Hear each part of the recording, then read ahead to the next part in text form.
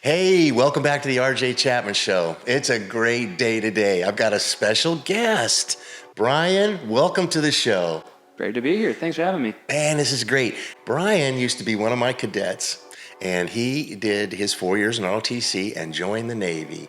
And you just came home for the first time. Where are you at? I'm currently stationed in Guam on the USS Springfield. Wow, how do you like it? It's good. It's the furthest part of America that's still America. It's an interesting place I've never been before. I'm learning a lot of cool new things. That's cool. That's where America's Day begins. America's Day begins. I love that about Guam. So you're on a 688 class Seuss Marine. Yep. There it is, man. Now, that's not exactly like yours, but it's close enough. Close enough. And now you finished your 3 years there, and, you've been in the Navy how long now? Just over 6. Just over 6. And what have they taught you about leadership?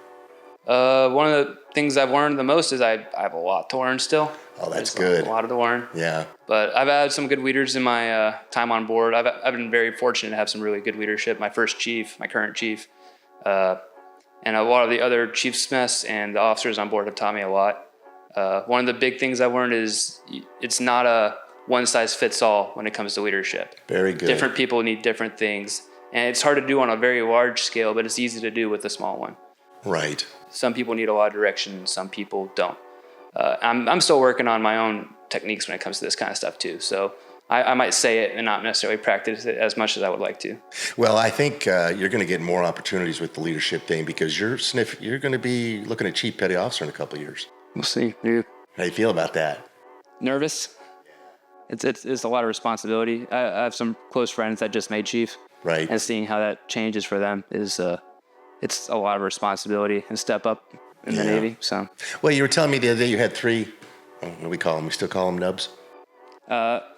No. What do we call them? Junior enlisted personnel, junior sailors. Nice. You got a couple of them under your wing? Yeah, we've had a bunch just show up recently, but in my own watch section, I had 2 or 3 junior sailors.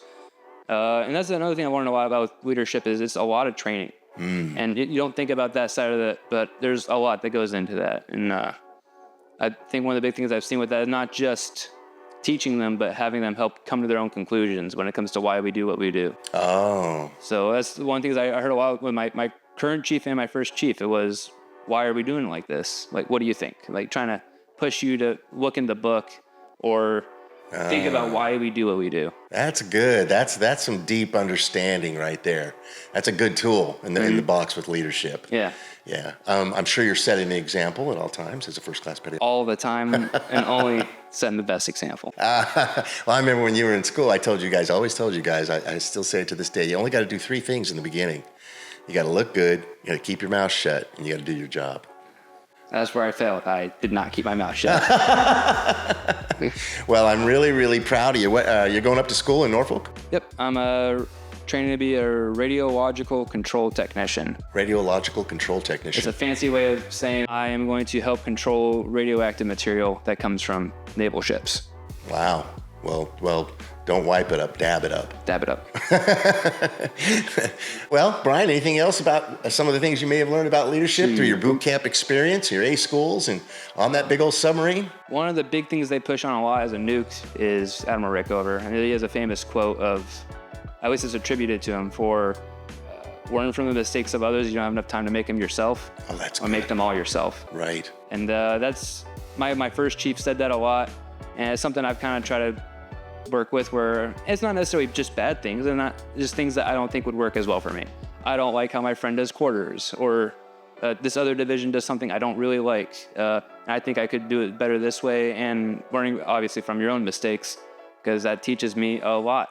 Yeah. It's okay to make a mistake. Just don't make it twice. Nah, I don't make them twice usually. That's good. Well, thank you for coming. Have a good trip back up there to Norfolk. When next time you come home, bring your uniform. We'll get you up to school and see all the kids and show them what they can do also. I mean, you got 6 years in. Pretty soon you'll be at 10. You get 10 more, you're done.